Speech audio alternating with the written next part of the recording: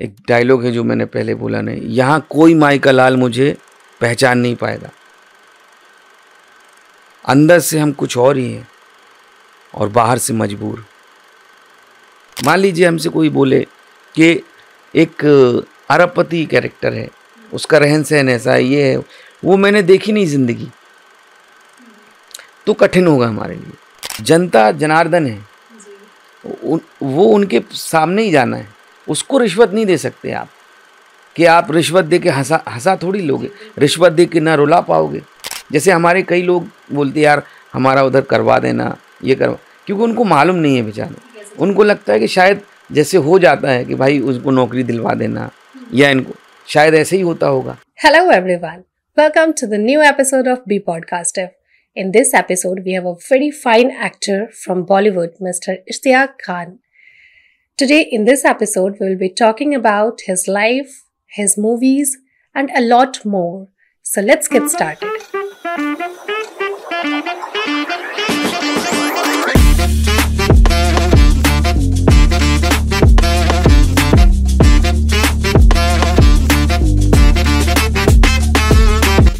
First of all thank you so much, कितना short notice पे आप मतलब पॉडकास्ट एपिसोड के लिए रेडी हो गए। जैसे अभी आप लखनऊ में हैं जिस मूवी के शूट के लिए, तो ऑटोमेटिकली कहीं ना कहीं आप लोगों की जो शेड्यूल है वो बहुत ज्यादा हेक्टिक हो जाती है, बट स्टिल आपने इसके लिए टाइम निकाला, उसके लिए सच में थैंक यू सो मच। कोई बात नहीं। कैसे हैं आप? मैं बढ़िया हूँ, मस्त हूँ।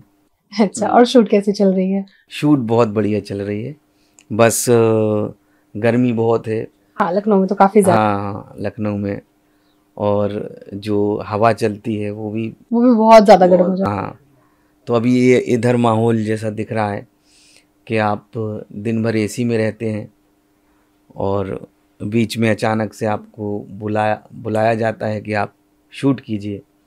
तो मान लीजिए अभी 23 टेम्परेचर है और उधर 40 है, तो जस्ट डबल का फ़र्क पड़ जाता है जी। थोड़ा फ़र्क इसमें। जैसे बहुत सारे बच्चे ऐसे हैं जिन्होंने ये गर्मी नहीं देखी, मुंबई शहर में पले बड़े, उधर की गर्मी एक अलग प्रकार की होती है, इधर सूखी गर्मी है। उधर क्या है कि थोड़ी नर्म रहती है, अगर हवा चल गई तो आपको उतनी ज़्यादा तकलीफ़ नहीं होती, लेकिन इधर अगर हवा चली तो और ज़्यादा तकलीफ़ होती है। बिल्कुल गर्म, इतनी ज़्यादा गर्म हवा होती है। हाँ बिल्कुल, ये मतलब इधर साइड तो अगर मैं दिल्ली एनसीआर की भी बात करूँ तो वहाँ भी यही चीज़ हाँ बहुत ज़्यादा होती है। तो बेसिकली तो जो आप बिलोंग करते हैं वो आप एमपी से हैं, तो वहाँ का वेदर कैसे है? ऐसे ही है, क्योंकि यूपी, मध्य प्रदेश, बिहार, यहाँ सब जगह एक सही है। अच्छा, तो मुझे थोड़ा सा अपनी अर्ली लाइफ, जैसे कि मतलब जब आप एमपी में रहते थे तो वहाँ के बारे में, अपने बचपन के बारे में, फैमिली के बारे में थोड़ा बताइए। मैं पन्ना शहर का रहने वाला हूँ, रानीगंज मोहल्ला एक। जी। अक्सर हमने देखा है पुराने शहरों में रानीगंज मोहल्ला होता है, तो पन्ना में भी रानीगंज मोहल्ला है। और हमारे पिताजी बचपन में गुजर गए थे, हमारा भाई जब पैदा हुआ तब गुजर गए थे वो। हमारी अम्मी हैं, उन्होंने हमें पाला पोसा। हमारी 3 बहनें हैं, और जिसका एक का नाम है जमीला, नाजो, और एक का हज्जो। वो क्या करती हैं अभी? हाउस वाइफ हैं 2 बहनें तो, और एक हाजरा करके है, वो भोपाल में टीचर है। हाँ, और मेरी वाइफ है, 2 बच्चे हैं, वाइफ का नाम किरण है और बच्चे का नाम शम्स है, बच्ची का नाम शीन है। एक छोटा भाई है फैज़ मोहम्मद खान, वो भी एनएसडी से पास आउट है, अच्छा है। आप भी एनएसडी से ही थे ना? जी, मैं भी एनएसडी से हूँ। तो ये हमारी क्लोज फैमिली है। तो आपकी कॉलेज लाइफ का कैसा रहा था, क्या एक्सपीरियंस रहा था? कॉलेज का जो है, क्योंकि मुझे पढ़ने पर विश्वास नहीं था, मैं ज़्यादा पढ़ाई वाला व्यक्ति नहीं था, मुझे क्रिएटिव काम करने में ज़्यादा मज़ा आता था। जैसे कि संगीत सीखना, शास्त्रीय संगीत, आप तबला बजाते? हाँ, तबला सीखना और लोक संगीत सीखना या नाटक करना, इन्हीं में मन लगता था, या शैतानी करना। तो यही सब चीज़ें ज़्यादा पसंद थी मुझे। फिर धीरे धीरे एक ऐसी घटना हुई जिसमें पता चला कि एक NSD करके एक स्कूल है जहां आप BA करने के बाद ही जा सकते हो, ग्रेजुएशन आपका होना चाहिए। तो फिर मैंने पढ़ाई करना शुरू किया, जिसमें मेरी वाइफ किरण ने बहुत मदद की। वो लेक्चरार थी कॉलेज में, उसने मुझे पढ़ाया। और उसके मतलब आपकी वाइफ काफी सपोर्टिव है? जी जी जी जी। एक सपोर्टिव वाइफ या फिर एक सपोर्टिव फैमिली होना अपने आप में बहुत बड़ा स्ट्रेंथ होता है अगर आप कोई भी चीज करने जा रहे हैं तो। क्योंकि इंसान की सफलता दिखती है कि वो अकेला है, क्योंकि मैं फ्रंट पे हूँ, आप मेरा इंटरव्यू ले रहे हैं, लेकिन देखा जाए तो आपको मेरी माँ का इंटरव्यू लेना चाहिए, मेरी वाइफ का, मेरी सिस्टर का, मेरे दोस्तों का, क्योंकि उनका सपोर्ट बहुत ज़्यादा था। कि ये तो सही, मतलब एक चीज़ होती है ना कि जब आप किसी को देख रहे हो जो सक्सेसफुल है तो हर इंसान का जो होता है ना फोकस सिर्फ उस पर्टिकुलर इंसान पे होता है, बट वो मतलब जितने लोग उनके पीछे हैं, फैमिली, रिलेटिव्स, जैसा कि आपने कहा कि, तो उन सब का कहीं ना कहीं कलेक्टिव होता है जिसकी वजह से अगर कोई सक्सेसफुल है तो है, वो उनके पीछे बहुत लोगों का हाथ होता है। तो अभी अगर आपकी बात करें तो आप सबसे ज्यादा श्रेय किसको देते हैं, मतलब अपने सक्सेसफुल होने का? देखिए, सबसे ज़्यादा श्रेय तो आप अपने माँ को ही देते हैं, क्योंकि उन्होंने ही पाला पोसा है, पिताजी हमारे थे नहीं। और उसके बाद मेरी वाइफ, मेरे गुरु जितने भी हैं, श्री सतीश शर्मा जी हैं, श्री देवेश मिश्र जी हैं, जिन्होंने मुझे बहुत ही अच्छे से सिखाया और इस लायक बनाया कि मैं NSD जा सकूं। और जो पहला उन्होंने सिखाया, जो पहली उन्होंने नींव डाली, वो आज तक हमारे काम आती है। बिल्कुल। हाँ। तो ये आपने कब रियलाइज किया कि आपको एक्टिंग में जाना है? क्योंकि आपका कहीं ना कहीं इंटरेस्ट तो म्यूजिक लाइन में था पहले से, एक्टिंग में था पहले, ड्रामा में, इन सब चीज़ों में तो था, बट आपने ये कब डिसाइड किया कि ठीक है अब बॉलीवुड के लिए मैं रेडी हूँ? क्योंकि कहीं ना कहीं काफ़ी सारे ऐसे लोग हैं जो म्यूजिक में है या फिर जो ड्रामा वगैरह करते हैं, बट उनका कहीं ना कहीं एक ये होता है कि बॉलीवुड से लोग डरते हैं कि नहीं कर पाऊंगा, बट आपका वो चीज़ कब आया कि नहीं मैं कर सकता हूँ? क्योंकि मैं जब NSD पास आउट हुआ, उसके बाद मैंने बहुत सारे नाटक किए, अलग अलग जाके वर्कशॉप की, गांव-गांव में जाके। लेकिन मुझे एक बात समझ में आई कि मैं एक्टर हूँ, मैं डायरेक्शन दे रहा हूँ नाटकों में, मुझे कोई डायरेक्ट करने वाला नहीं मिल रहा है, क्योंकि मैंने अभिनय से डिप्लोमा लिया हुआ है NSD में। तो मुझे एक जगह आके लगा नहीं यार, एक्टिंग करनी चाहिए। मैंने कोशिश की रिपेट्री में, अलग अलग रिपेट्री में काम करूं।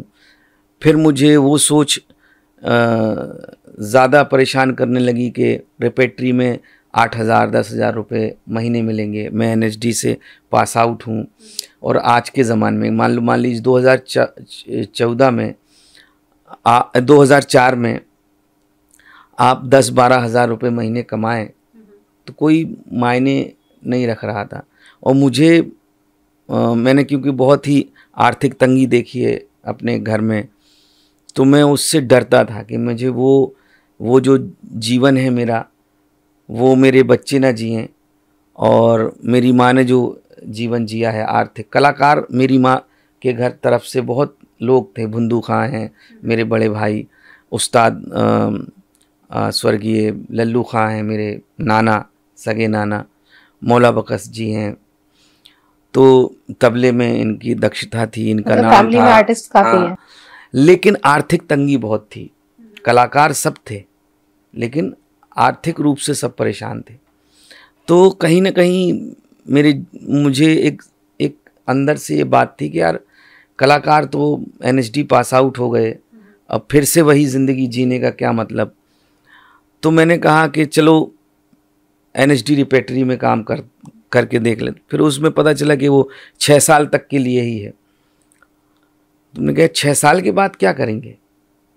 पूरा हमारा जो जवानी का जो हिस्सा है वो 6 साल मैं दिल्ली रिपेट्री में दे दूंगा, तो बाद में मैं क्या करूंगा 6 साल निकलने के बाद? ना तो मैं अपने मध्य प्रदेश में अपनी ज़मीन बना पाऊंगा, और ना कहीं दिल्ली में तो रहना नहीं है। ये सोच जहन में चलती रही, कई प्रकार के प्रश्न उठते रहे और कई घटनाएं ऐसी हुई जिसमें, क्योंकि मैं एकेडमिक नहीं हूँ, मैं पढ़ता लिखता नहीं था पहले। बट आपकी as an English teacher movie बहुत हिट हुई थी। हाँ, नहीं मैं, लेकिन इस फील्ड में, जो थिएटर की फील्ड में है, उसमें अगर आपको कहीं प्रोजेक्ट देना भी है तो उसमें बहुत फाइलें बनानी पड़ती हैं, बहुत लिखना होता है, बहुत नियम कानून से चलना, कि कुछ सरकारी फंड लेने होते हैं। तो मुझे लगा कि मैं इस टाइप का तो व्यक्ति हूँ नहीं, मैं बना तो पाऊँगा नहीं, तो कब तक ये चलता रहेगा। इस कारण से मैंने बॉलीवुड में। तो एमपी से बॉम्बे का जो सफ़र था वो शुरू कैसे हुआ? वो ऐसे ही हुआ कि ये जो घटना आपको बताई, इसी कारण से हुआ। फिर मैं मुंबई आ गया। तो सबसे पहला ब्रेक आपको कैसे मिला, किनके थ्रू मिला, कैसे? मेरा सबसे पहला ब्रेक था, मेरे मित्र हैं निखिल द्विवेदी, उनके ज़रिए मुझे पता चला कि एक राम गोपाल वर्मा सर की एक फिल्म बन रही है जिसका नाम है अज्ञात, और उसमें ऐसा कैरेक्टर चाहिए। तो कहीं उनके इधर तो घुसने को मिलता नहीं था। हम लोग जाते थे, बहुत सारे एक्टर जाते थे, बाहर से ही रवाना कर दिया जाता था, या अगर आप ज़्यादा ज़िद कर रहे हैं तो आपसे फ़ोटो ले ली जाती थी, हार्ड कॉपी। उन दिनों ये चलन नहीं था कि आप मेल द्वारा फ़ोटो भेज सकें या कास्टिंग डायरेक्टर के ज़रिए आप जाएं, तो आपको खुद ही मिल के जाना पड़ता था। तो अब एक राम गोपाल वर्मा जी उस समय बहुत हॉट थे, मतलब हम लोगों के हिसाब से बोला जाए तो हर एक्टर जो अपने आप को इस्टेब्लिश करना चाहता था, उसको लगता था कि रामू सर जो हैं वो ब्रेक दे देंगे, क्योंकि वो सबको दे रहे हैं ब्रेक। और रामू सर की जो फिल्में हैं वो हम जैसे कद काठी के लोगों के लिए या हम जैसे नॉर्मल लुक वालों के लिए बनती हैं, तो सारे लोग वहीं जाते थे। इस कारण से उधर घुसने को नहीं मिलता था। तो मैंने फिर निखिल द्विवेदी को मैसेज किया कि राम गोपाल वर्मा को जानते हैं क्या? उन्होंने कहा हाँ मेरे मित्र हैं। उन्होंने कहा ये ऐसा कैरेक्टर है, एक बार मीटिंग हो सकती है क्या? उन्होंने कहा हाँ ठीक है।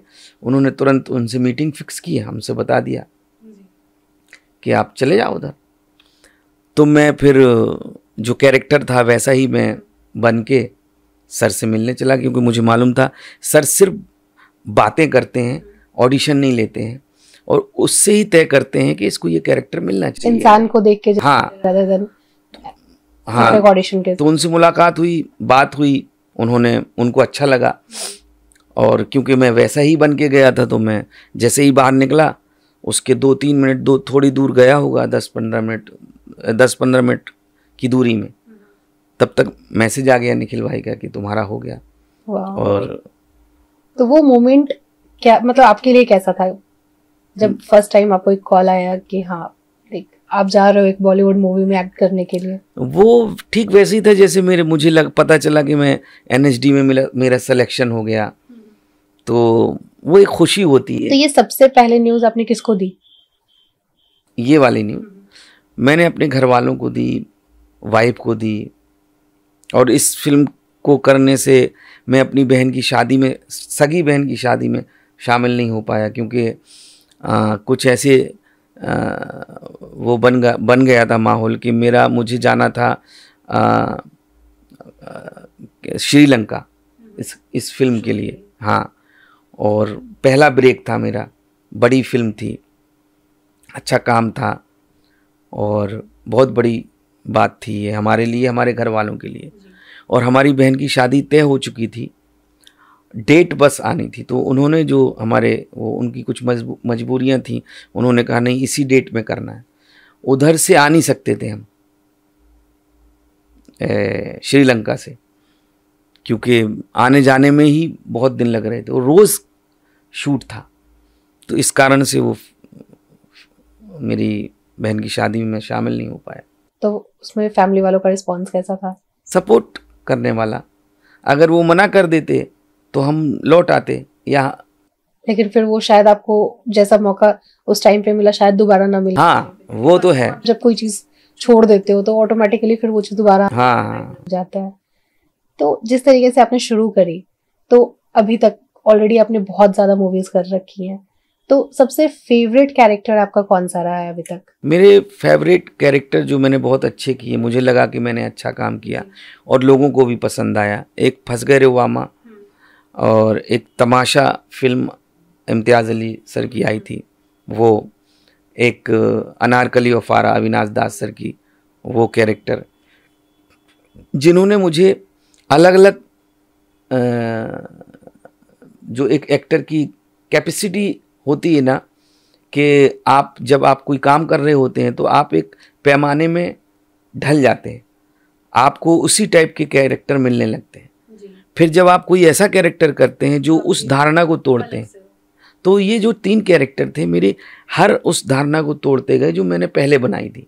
मान लीजिए मैंने बनाया फंस गए रोवामा में एक कैरेक्टर इंग्लिश टीचर, कॉमेडी करता है, और कॉमेडी है नहीं, करता नहीं है कॉमेडी वो, लेकिन उसकी हरकतें जो हैं वो लोगों को मजबूर करती हैं हंसने के लिए।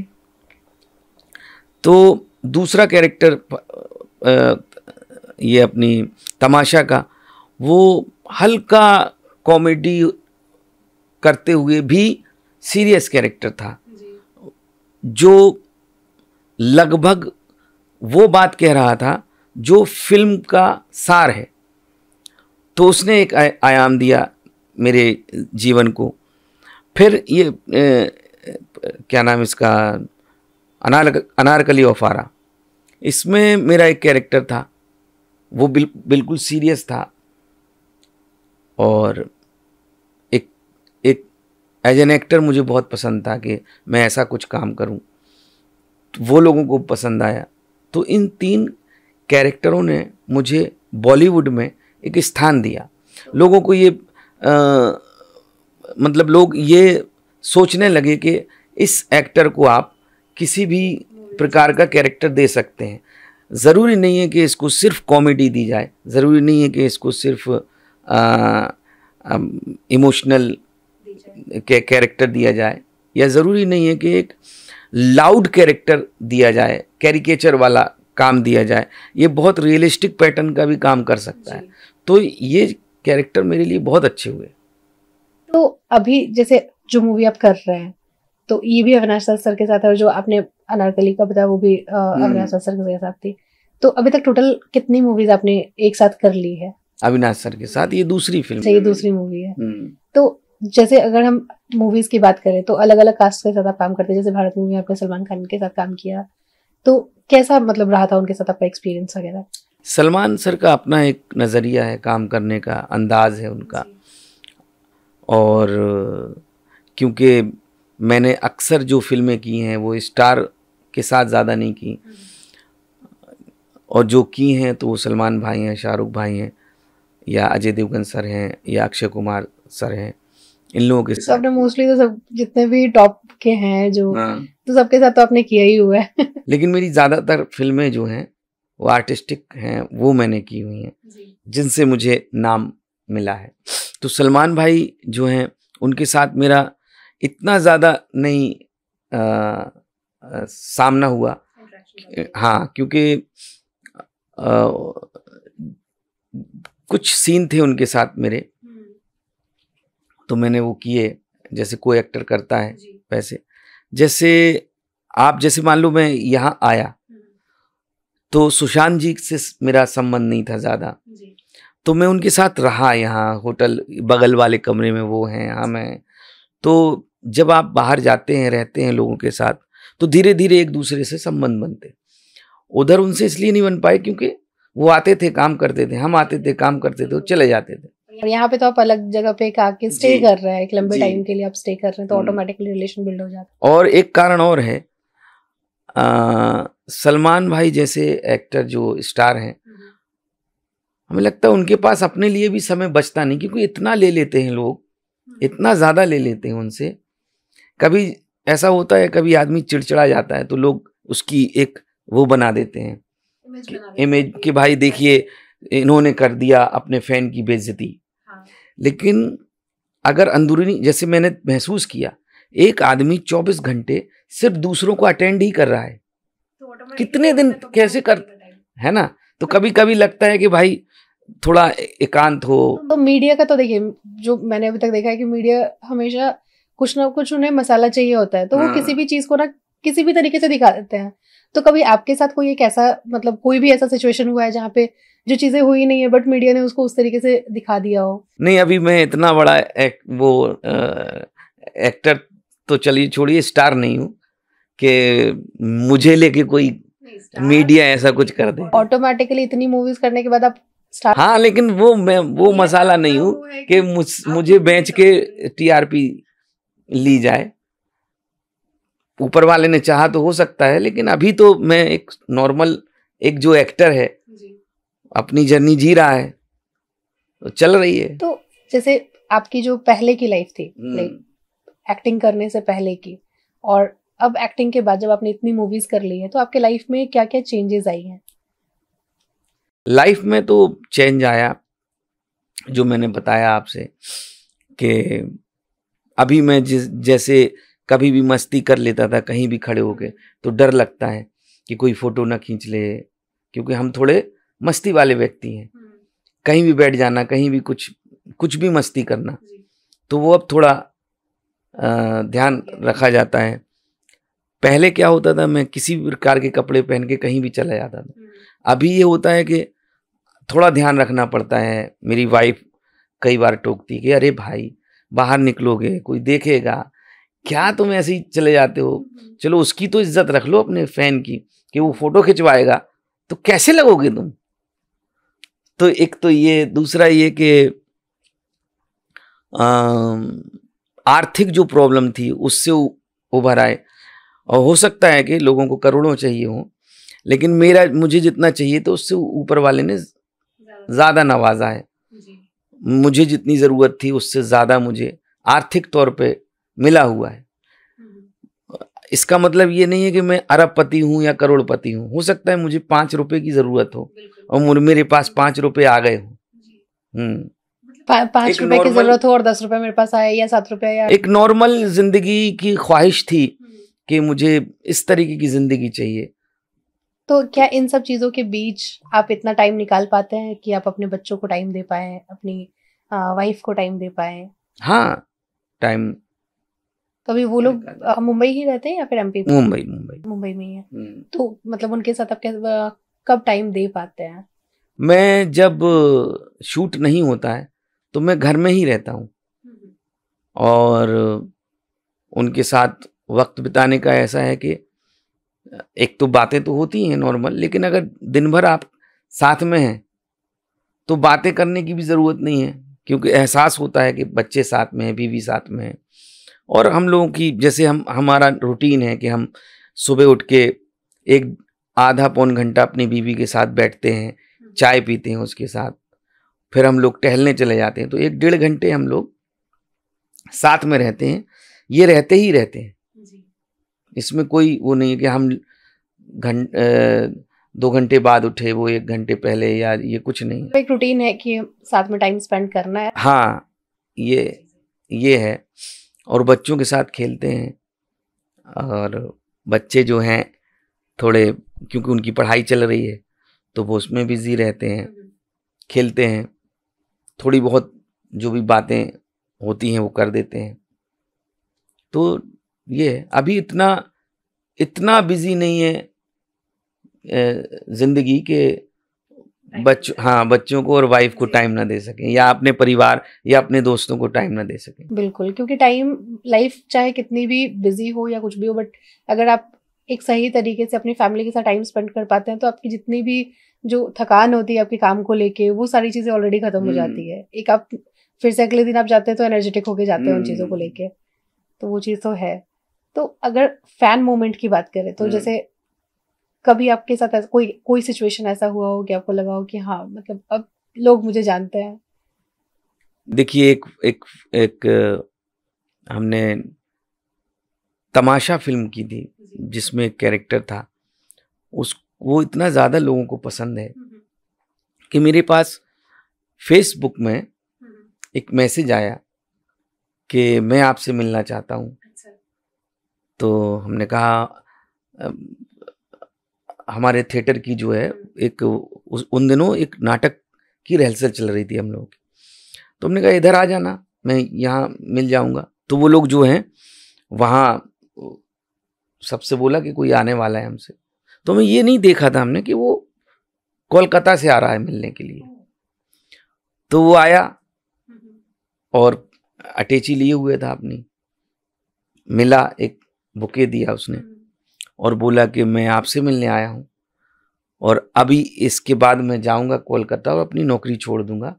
और मैं इतना ज़्यादा वो हो गया, मैं घुट रहा था, ये हो रहा था, वो हो रहा था, उसके आंसू भर गए। हाँ, फिर उसने वो कह रहे तो मैं आपसे मिलना चाहता था, क्योंकि वो कैरेक्टर की 2-3 लाइनें इतनी ज़्यादा हिट हो गई थी कि लोग, एक बार वो फिर से लाइंस बोलेंगे कि मैं अंदर से कुछ और बाहर से कुछ और हूँ, कि अंदर से मैं ऐसी कुछ एक बहुत दिनों बाद रिपीट हुआ है कि अंदर से मजबूर, ऐसी कुछ एक डायलॉग था, वो ज़्यादा फेमस हुआ, बहुत ज़्यादा फेमस हुआ। लोग आज भी टैग करते हैं उस कैरेक्टर के लिए, तो वो मुझे बहुत इतना ज़्यादा। तो वो जो आए थे जिन्होंने बोला कि जॉब छोड़ रहा हूँ, तो उन्होंने क्या किया फिर? फिर वो छोड़ दी उन्होंने जॉब, और उसके बाद हमारी ऐसी कोई ख़ास ये नहीं हुई, तो उन्होंने जॉब छोड़। पर बहुत सारे लोग, मैं एक फिल्म कर रहा था जिसका जो ZTV प्रोड्यूस कर रही थी, उसका जो क्रिएटिव डायरेक्टर था उस फिल्म का, वो आया, उसने बोला मैं आपकी वजह से इधर हूँ। हमने कहा अच्छा, ये कैसे? मुझे लगा पता नहीं ये शायद दोस्त होगा हमारा पुराना या ऐसी। तो उसने कहानी सुनाई इसी कैरेक्टर की, कि मैंने वो छोड़ दिया जॉब। हाँ, वो जॉब छोड़ दी। मतलब बेसिकली आपने काफी लोगों को जॉब छोड़ने पे मजबूर। हाँ मूवी के थ्रू। तो जैसे अब आप यहाँ पे भी जो मूवी शूट कर रहे हैं, तो इस मूवी के बारे में थोड़ी हमें बताइए। इस मूवी के बारे में इसमें क्या अलग देखने को मिलेगा? आप, क्योंकि आप जैसा आपने बताया कि आप हर मूवी में अलग करना चाहते हैं, तो डेफिनेटली इस मूवी में भी कुछ ना कुछ तो अलग ही होएगा, राइट? तो इसमें हमें क्या देखने को मिलेगा? ये कैरेक्टर जो है ना, हिंदुस्तान की बात करता है, भारत की बात करता है। भारत एक जो कॉन्सेप्ट है उसकी बात करता है, और ये फिल्म का सार है कैरेक्टर। जैसे तमाशा में था वैसे ही इसमें भी है। तो ये कम बोलता है, लेकिन जो बोलता है वो गहरी बात होती है। तो इस फिल्म में भारत दिखेगा, भारत की जो संस्कृति है, जिसको बिखेरा जा रहा है या जिसको आप कहें करप्ट किया जा रहा है, उसके खिलाफ है ये फिल्म। तो अभी काफी सारी मूवीज, जैसे अगर किसी भी चीज के खिलाफ जाए या कुछ भी जाए, तो अभी एक ऐसी मतलब इंडिया में चीजें चल रही है कि मूवी बॉयकॉट कर दो, मूवी बॉयकॉट कर दो। तो इस तरीके की सिचुएशंस कभी आपने फेस करी है किसी मूवी को लेके? नहीं, ऐसी कोई मूवी भी नहीं की मैंने जो इस टाइप की हो। तो जैसे अभी जो ये वाली जो मूवी आ रही है, तो आपकी इस मूवी में जितने रोल्स लोग कर रहे हैं, जितने कास्ट हैं, तो इन सब के साथ आपका बेस्ट एक्सपीरियंसेस क्या रहे हैं? किन के साथ कैसा रहा है? मेरा जैसे जावेद भाई के साथ मैंने पहली बार नहीं दूसरी बार काम किया है, और जावेद भाई का जो कैरेक्टर है, पहली बार वो इस टाइप के कैरेक्टर में नज़र आएंगे, लोगों को बहुत अच्छा लगेगा। और हम लोगों ने भी पहली बार उनको इस अंदाज में देखा। किस तरीके के व्यूज में है ये? वो बढ़िया कैरेक्टर, उसके बारे में उन्हीं बाकी तो मूवी में हम डेफिनेटली वो चीज देखेंगे। ठीक है, जैसे विवान शाह है, ये लोग, और अवंतिका है, ये लोग मेहनती बच्चे हैं आजकल के। जो ऐसा नहीं है कि भाई मैं इनका बेटा हूँ या इनकी बेटी हूँ तो अब मुझे कम मेहनत करनी है, ये उससे ज़्यादा मेहनत करते हैं, हम लोगों से ज़्यादा। अवंतिका जी का एक मैंने मतलब एक स्टेटमेंट भी देखा था कि जैसे कि मॉम की वजह से मुझे बॉलीवुड में एंट्री मिली, बट मूवी नहीं मिली है, ऐसा उन्होंने। नहीं मिलेगी, क्योंकि मिलेगी तभी जब लोग पसंद करेंगे। जनता जनार्दन है जी। वो उनके सामने ही जाना है, उसको रिश्वत नहीं दे सकते आप कि आप रिश्वत दे के हंसा थोड़ी लोगे, रिश्वत दे के ना रुला पाओगे, है ना श्रृंगार रस पैदा कर पाओगे। तो वो तो आपकी अपनी खूबी है, इसलिए ये बखूबी ये बच्चे जानते हैं और ये मेहनत कर रहे हैं इसमें। विमान जो लगा रहता है, अवंतिका जो है, तो इन जैसे ये लोग स्टार किड्स है, तो कभी इनके पेरेंट्स की तरफ से, जैसे भाग्यश्री मैम की तरफ से या फिर नशरत शाह जी की तरफ से कभी कोई कमेंट आया है उनके लिए? नहीं, मुझे लगता है कि सिर्फ दिखता है कि वो उनके बेटे हैं, उनकी बेटी है, लेकिन वो दखल अंदाजी नहीं करते, क्योंकि एक पीढ़ी वो जी चुके हैं, है ना। उनकी एक पीढ़ी जो बॉलीवुड का रहन सहन है, बॉलीवुड का जो काम करने का अंदाज है, वो लोग देख चुके हैं, उन्हें मालूम है उनके दायरे क्या हैं। हो सकता है कि हमारी अगर अम्मी हो तो हो सकता है वो हमारे लिए किसी से बात कर ले, क्योंकि उनको नहीं है मालूम फिल्म इंडस्ट्री क्या है। जैसे हमारे कई लोग बोलते यार हमारा उधर करवा देना, ये करवा, क्योंकि उनको मालूम नहीं है बेचारों। उनको लगता है कि शायद जैसे हो जाता है कि भाई उसको नौकरी दिलवा देना, या इनको शायद ऐसे ही होता होगा। बट ये इंडस्ट्री तो पूरी टैलेंट बेस्ड है। अगर आप टैलेंटेड हो देन ओनली, क्योंकि आपको कैमरा को फेस करना है, आपको लोग देखने वाले हैं, लोग देख के बहुत बातें बोलेंगे, फिर उस पर डिपेंड करता है कि आपको अगली मूवी में आपको लोग कैसा, क्योंकि आज के टाइम पे अगर ऑडियंस आपके पास है तो आपके पास सब कुछ है, अगर ऑडियंस ही नहीं है तो फिर तो कोई प्रोड्यूसर हो या डायरेक्टर कोई भी साइन नहीं करेगा। तो ये चीजें हैं। तो अगर अब जैसे अभी इस मूवी के बाद, एक तो अभी आपने बताया, इसके अलावा और कौन कौन सी मूवी अभी हमें देखने को मिलेंगी?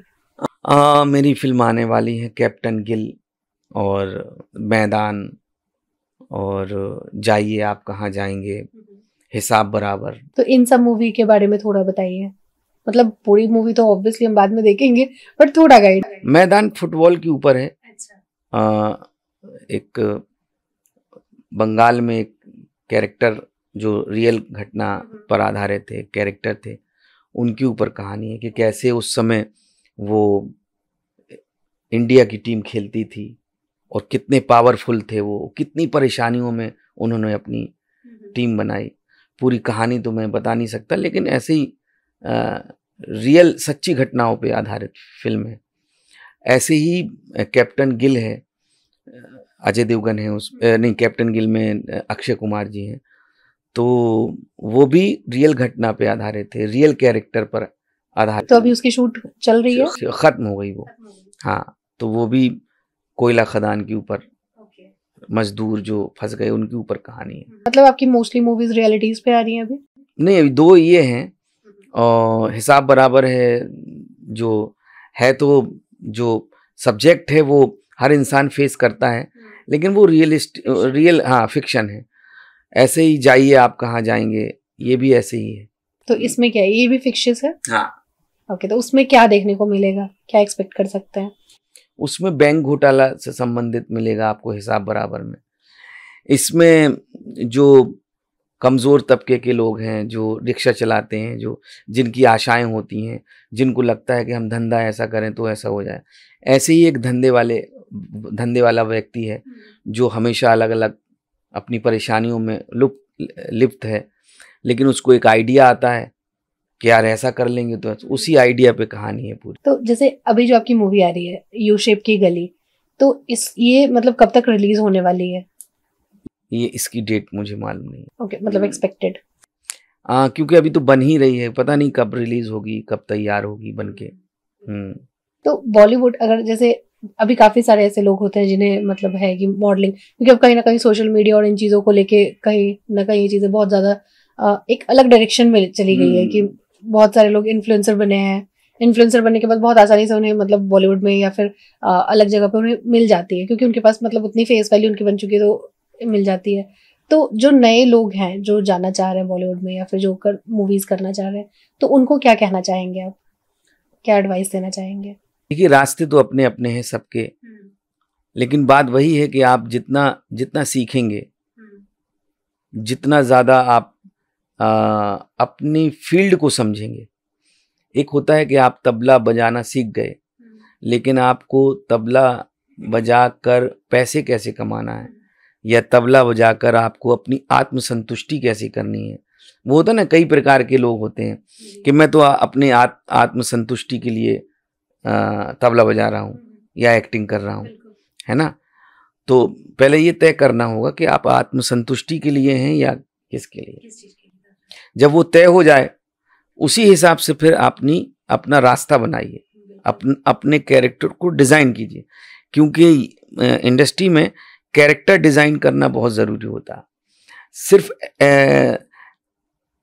स्क्रिप्ट में जो कैरेक्टर है उसकी बात नहीं कर रहे हैं, जो आप एक्टर हो उसका कैरेक्टर क्या है। कभी आपके साथ मतलब ऐसा कोई सिचुएशन हुआ जिसमें लेट्स सपोज अगर आपकी मूवी की कोई स्क्रिप्ट आपके पास आई, उसमें जो कैरेक्टर आपको दी गई है वो कैरेक्टर जो आपकी पर्सनालिटी है उससे बिल्कुल ही डिफरेंट हो, वैसा कभी कुछ हुआ? ऐसे तो मिलते हैं कैरेक्टर, जैसे तो लूडो, मतलब उसमें कैसे जाते हैं? जैसे लूडो में एक कैरेक्टर था, मैं पुलिस वाला बना था लूडो में, तो उसकी एक अलग जर्नी थी। ये चैलेंजिंग नहीं होता?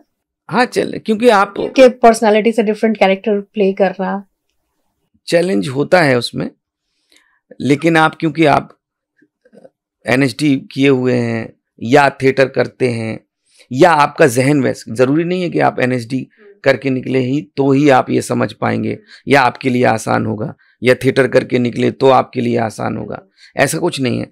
अगर आप संवेदनशील हैं, आप समझते हैं चीज़ों को, तो बिना एनएसडी बिना उसके भी आप कर सकते हैं, आसान हो सकता है आपका। बस आपकी जर्नी ज़्यादा होनी चाहिए। आपने इतने सारे कैरेक्टर देखे हों, इतने सारे तबकों के साथ आपका आमना सामना हुआ हो, कि आपको जो कैरेक्टर मिल रहे हैं वो समाज में दिखते हों आपको। ऐसा ना हो कि आपने देखा ही नहीं है, तब कठिन हो जाता है। लेकिन आपने देखा है, महसूस किया है इन कैरेक्टरों को, तो फिर आसान होता है, क्योंकि आप इतने दिनों से काम करते हुए आ रहे हैं, आपको वो क्राफ्ट पता है, आपको मालूम है कैसे उस कैरेक्टर को पकड़ना है, तो आसान होता है। कठिन तब होता है जब आप एक ऐसे कैरेक्टर को करने के लिए, मान लीजिए हमसे कोई बोले कि एक अरबपति कैरेक्टर है, उसका रहन सहन ऐसा है, ये है, वो मैंने देखी नहीं जिंदगी, तो कठिन होगा हमारे लिए। जो चीजें, हाँ ये चीज तो है कि अगर आपने जो चीज नहीं देखी तो उसको देखना पड़ेगा, उसको समझना पड़ेगा, या किताबों के जरिए या फिर वीडियोस के थ्रू, हाँ मूवीज के थ्रू, उसके थ्रू आप समझिए चीजों को। तो वैसे जैसे अगर आपकी जब भी खाली टाइम होती है तो उसमें कौन सी हॉबी परस्यू करते हैं आप?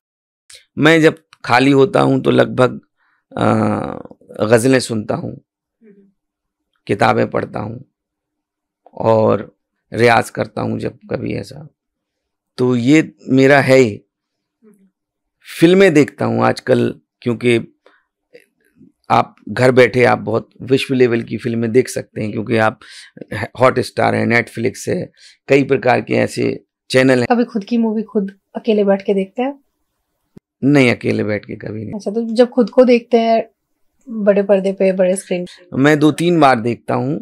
पहले देखता हूँ मैं अपने आप को, फिर दूसरी बार उससे हटने की कोशिश करना, तीसरी बार नॉर्मल देख पाता हूँ। अच्छा, फिल्म एज एन ऑडियंस? नहीं तो मैं अपना खुद फैन हूँ, मैं खुद ही देखता हूँ। खुद का फैन होना सबसे बड़ी जरूरी चीज है एक्चुअली, कहीं ना कहीं, क्योंकि कोई और अप्रिशिएट करे उससे पहले आपको जरूरी होता है कि आप खुद को अप्रिशिएट करो, ये चीज होती है। एक डायलॉग है जो मैंने पहले बोला, नहीं, यहाँ कोई माई का लाल मुझे पहचान नहीं पाएगा,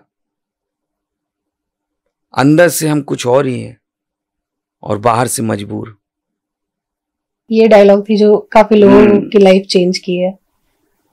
अभी हमने जितनी भी बातें करी है, मैं उम्मीद करती हूँ कि जो ऑडियंस है उन्हें भी पसंद आएगी, क्योंकि कहीं ना कहीं अभी सब आपको सिर्फ एज एन एक्टर देख रही है। आप जो भी रोल प्ले करते हैं उस बेसिस पे लोग आपको देख रहे हैं, बट आपको एज एन पर्सनली लोग नहीं जान पाते हैं। कैसे पर्सनली आप अपनी फैमिली के साथ कैसे टाइम स्पेंड करते हैं, या फिर आप कैसे शुरू किया आपने, किस तरीके की चीजें आ रही हैं, तो ये चीजें कहीं ना कहीं लोग नहीं जान पाते। और उम्मीद करती हूँ कि कहीं ना कहीं इस जो हमारी बातचीत अभी हुई है इससे लोग जान पाएंगे। हाँ, लोगों को ज्यादा उत्साहित रहते हैं कि जो जिनको हम पर्दे में देख रहे हैं उनका जीवन उनके बारे में जानने के लिए बहुत लोग एक्साइटेड होते हैं।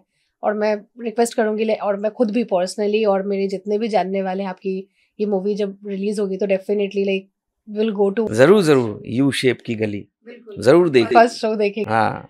थैंक यू सो मच कि आपने इतना टाइम। नमस्कार। Thank you.